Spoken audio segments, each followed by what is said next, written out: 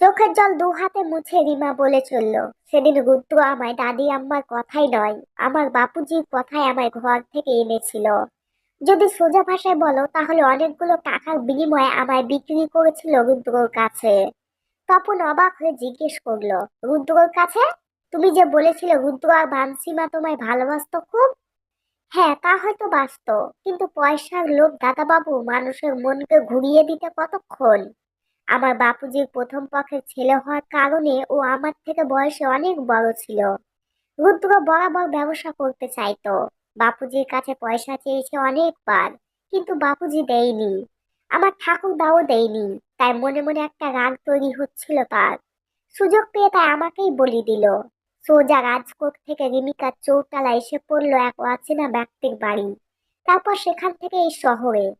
তারপর এসব কথা তুমি কবে জানতে পেরেছো? তপন বলল, জানো তো দাদা বাবু, লেখাপড়া করার ইচ্ছে ছিল খুব, আর আমি নাচতাম খুব। মা যতদিন ছিল ততদিন বাপুজি আমার উপর জোর খাটাতে পারতো না, কিন্তু মা যাওয়ার পর সব কেমন এলোমেলো হয়ে গেল। এত ভালো বাংলা আমি মায়ের জন্যই শিখেছি।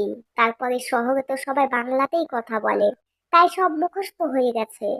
সে যাই হোক, যখন রুদ্র আমায় ওই লোকটার কাছে এনে ফেললো তখন আমি ঠিক বুঝিনি যে আমি কোথায় এসে পড়লাম। রুদ্রকে জিজ্ঞাসা করলে ও বলেছিল, হ্যাঁ রে পাগলি, बापूजी तेरे को पढ़ाई लिखाई के लिए भेजा है यहाँ। तू फिकर काय को करती है, पांसीमा भी आएगी। ও কথা বিশ্বাস করে খুব খুশি হয়েছিলাম যে না, বাপুজি অত খারাপ নয়। এভাবে কেটে যায় মাসখানেক, কিন্তু রুদ্র আসলে আর আমার সঙ্গে দেখা করে না। অথচ লেখাপড়া করানোর কথা দিয়ে লেখাপড়ার বইও আসলো না। আর বানসিমাকে আনার কথা বলে সেটাও আর আনলো না। খুব কষ্ট পেয়েছিলাম, কিন্তু মনে আঘাত সেই দিন পেলাম যেদিন রুদ্র আর ওই লোকটার কথা আমি শুনে ফেললাম। এখনো প্রতিটা কথা বুকের মধ্যে দাগ কেটে আছে দাদা বাবু। বলে রিমা চুপ করলো। আবারও চোখ থেকে জল পড়ছে। তপন চোখের জল মুছিয়ে বলল, কি শুনেছিলে? শুনেছিলাম যে রুদ্রকে বাপুজি ব্যবসার জন্য টাকা দেওয়ার লোভ দেখে এই ভিন দেশে আমায় বিক্রি করে দিয়েছিল। সমস্ত যোগাযোগ ছিল আমার বাপুজির। রুদ্রর মারফত বাপুজি সবটা করিয়েছে। মাকে বিয়ে করার আগে থেকে বাপুজি এই নোংরা কাজের সঙ্গে যুক্ত, এবং আমার মাকে আমার জায়গায় বিক্রি করার কথা ছিল বাপুজির। কিন্তু মা যখন সবটা জানতে পারে তখন মা বিষ খেয়ে নিজের প্রাণ দেয়। শুধু মা নয়, আগের পক্ষের দুই স্ত্রীকেও বাপুজি এরকমটা করতে চেয়েছিল, কিন্তু তাদেরকেও পারেনি, যার ফলাফল হয়েছিল তাদের মৃত্যু। তো মাকে না পাওয়া রাগটা এসে পড়ে আমার ওপর। তাই অনেক কাঠখড় পুড়িয়ে নাকি রুদ্র আমায় এনেছে। সুতরাং আমায় দিয়ে যেন দ্বিগুণ টাকা উসুল হয়, তাহলে সে বাপুজির কাছ থেকে উপরি আরো টাকা পাবে। তপন একটু আমতা আমতা করে বলল, ঠিক বুঝলাম না, রুদ্র তো তোমায় টাকার বিনিময়ে বিক্রি করেছিল, তাহলে উপরি টাকাটা কিসের? বাপুজি রুদ্রর সাহায্যে আমায় এই জগতে পাঠিয়েছিল ঠিকই, কিন্তু বয়স কম হওয়ার দরুন অনেকেই আমায় ভোগ করে শান্তি পেত না। আমি চিৎকার করতাম, খামচে দিতাম, কতবার তো লাথি ঘুষি মেরেছি।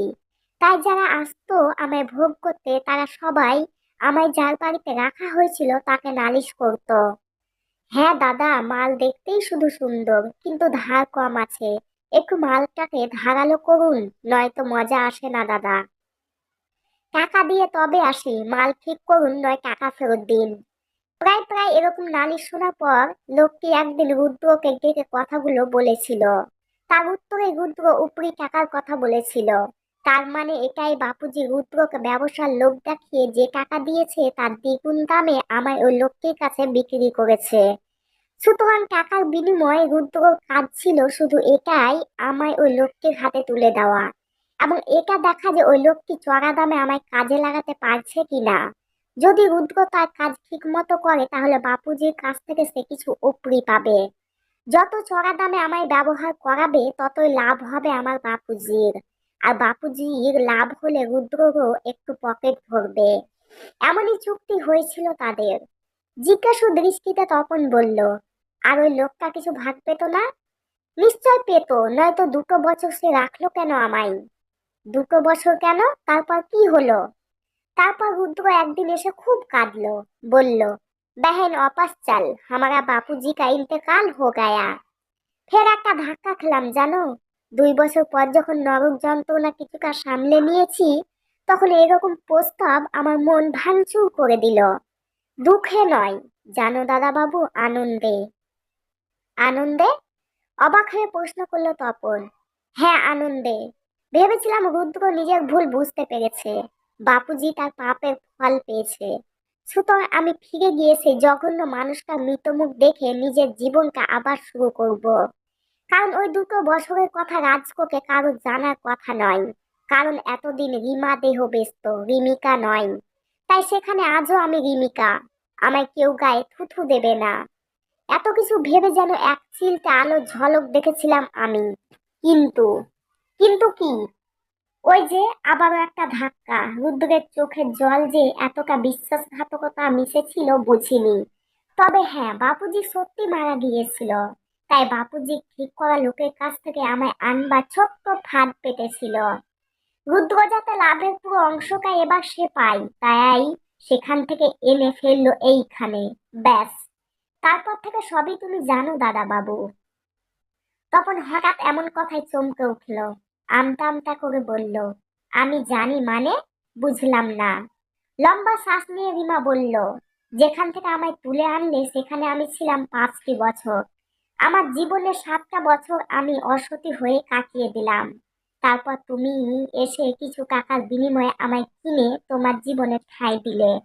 আমি আসার আগে তুমি 5 বছর ওখানে কাটিয়েছো।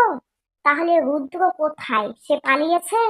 বাঁকা হাসি হেসে রিমা বলল, না গো, সে পালায়নি। তার কাছ থেকে তুমি আমায় কিনেছো দাদা বাবু। যাকে তুমি দোকানদার ভেবেছো সে আর কেউ না, সে রুদ্র। মাথায় বাজ পড়লো তপনের। হাত কচলে বলল, শুয়োরের বাচ্চা! দোকানদারি রুদ্র, কিন্তু ওকে দেখে তো বোঝার উপায় নেই ও মারোয়ারি। হ্যাঁ, তা অবশ্যই নেই এখন। তবে এতগুলো বছর এখানে থেকে বাংলা শিখে গেছে। আমার আর মায়ের জন্য বাংলাটার মানে বুঝতো, কিন্তু বলতে পারতো না কখনো।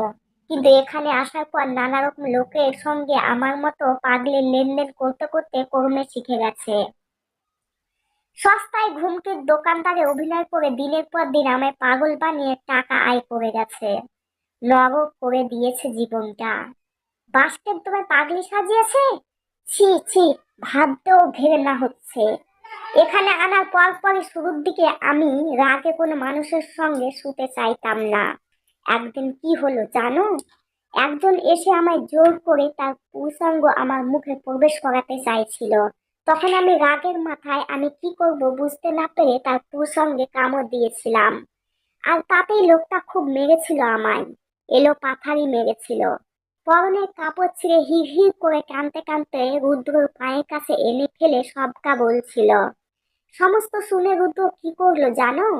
সেই একই রকম ভাবে ছেঁড়া কাপড়ে নগ্ন অবস্থায় আমায় রাস্তার ধারে সারা রাত বসিয়ে রাখলো। ले छोरी, तू ऐसे ही नंगा रहे सारा रात। नंगा?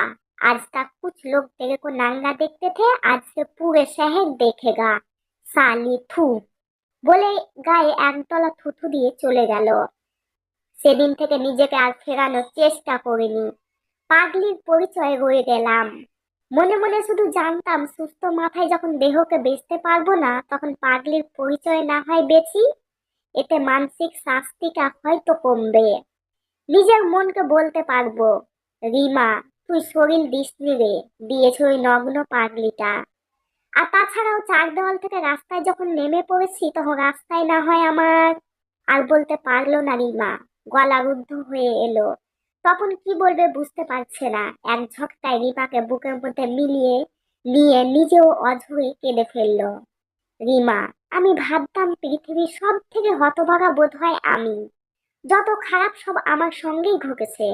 ছোটবেলায় মাকে হারিয়েছি, তারপর একজনের ভালোবাসায় ডুবে আবার মৃত মানুষের মতো ভেসেও উঠেছি।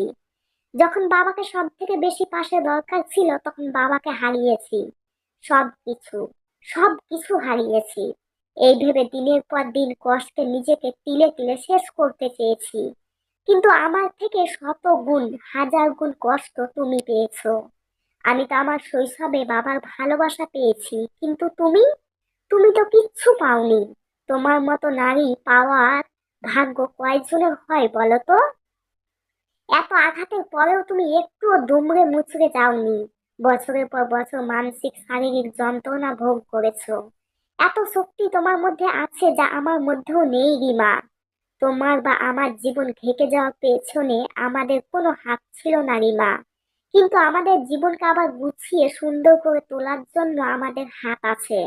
তাই আমি অনেক ভাগ্যবান যে তোমার মতো মেয়ে আমার জীবনের মেরুদণ্ড হয়ে এসেছে, যার সাহায্যে আজকের পর থেকে সমস্ত লড়াই আমি সোজা হয়ে লড়বো। কি রিমা, পাশে থাকবে তো আমার? তপনের কথাগুলো যে সত্যি তা রিমা যেন বিশ্বাস করতেই চাইছে না। তপনের বুকে মুখ গুজে চুপ করে বসে আছে। এত সুখ তার কপালে ছিল, ভাবতেই যেন ভয় করছে রিমার। মনে মনে ভগবানের কাছে অশেষ ধন্যবাদ জানালো রিমা। রিমা চুপ করে থাকায় তপন আবারও বলল, কি গো, থাকবে তো পাশে? সূক্ষ্ম গলায় রিমা জবাব দিল, থাকবো সারা জীবন। তপন আবারও আঁকড়ে ধরল রিমাকে, মাথায় স্নেহের চুমু এঁকে দিল। দুজনেই চুপ, কিন্তু ওদের নীরবতা ভেঙে তপনের ফোন বেজে উঠল। তিথির ফোন। তপন ফোনটা তুলে, হ্যাঁ বল। খুবই বিরক্ত গলায় তিথি বলল, আর কোথায় তোরা? একটা বেসিক সেন্স নেই তো রাজকুমার? মেয়েটা তো শরীরের কথাটা ভাব একবার। যাবার সময় বলেও যাসনি, উল্টে এত রাত। 8টা বেজে গেছে ভাই, আর কতক্ষণ? তপন টুক করে ফোনটা কান থেকে নামিয়ে টাইমটা দেখে নিল। বলল, আই অ্যাম সরি দি, আমি রিমাকে নিয়ে প্রিন্সেস ঘাটে এসেছিলাম। এই এক্ষুনি যাচ্ছি। হ্যাঁ তাড়াতাড়ি আয়, কাল আবার ও রিপোর্ট আনতে যাবি, আবার তারপর ডক্টরের অ্যাপয়েন্টমেন্ট আছে। সেসব ভুলে মেরেছিস? আয় তাড়াতাড়ি। বলেই ফোন রাখলো তপন। রিমা বুঝতে পারলো যে তিথিদি ফোন করেছিল, রাগারাগি করছে, তাই বলল, চলো দাদা বাবু উঠি। বলে দুজনে উঠে গাড়ির দিকে গেল। ভুল ত্রুটি ক্ষমার চোখে দেখবেন। যদি ভালো লেগে থাকে তো লাইক করবেন, আর যারা নতুন হয়ে আমার গল্পগুলো দেখছেন এবং শুনছেন তারা প্লিজ আমার চ্যানেলটিকে সাবস্ক্রাইব করে নেবেন। আপনাদের অসংখ্য ধন্যবাদ প্রথম থেকে শেষ পর্যন্ত আমার গল্পগুলো ধৈর্য সহকারে দেখা ও শোনার জন্য।